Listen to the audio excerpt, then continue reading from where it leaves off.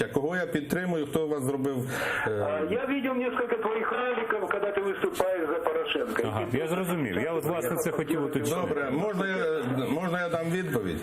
Да, давай, пожалуйста. Я на сході України прожив 9 років. Місто Жданов, потім Маріуполь. Російськомовне місто.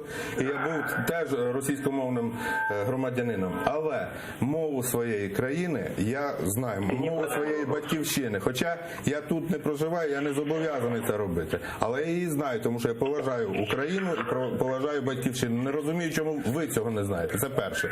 По-друге, я не підтримую Порошенка. Я не підтримую Тимошенка. Я не підтримую Гриценка. Нікого не підтримую персонально. Я Порошенка навіть не знаю. Я підтримую Україну.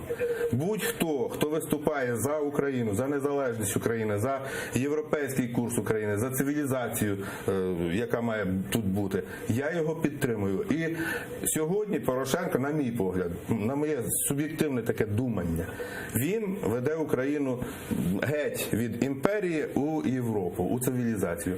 Поки він це робить, я його буду підтримувати. Якщо він завтра щось куплять його, залякають, не знаю, що з ним зроблять, і він розвернеться і піде назад, я перше виступлю проти нього. Я не знаю Порошенка, він мені не тесть, не батько, ні кум, ніхто. Я з ним не знайомий. Я дивлюся, що людина робить, і я підтримую те, що він робить. Тому що у нього є помилки, він допускається, є в мене дуже багато питань до нього, але порівнювати ту Україну, яка була в 2014 році, і порівнювати ту Україну, яка сьогодні. Це різні України. І армія, і в політичному плані, і багато в чому.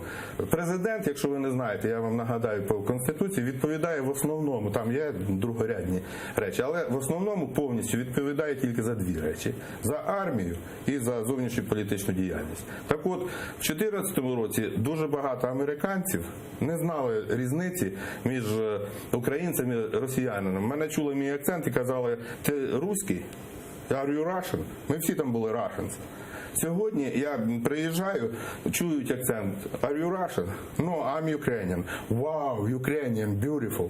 І починаються компліменти, людина посміхається, вона зовсім по-іншому ставиться. Тому я сподіваюся, що я дав відповідь.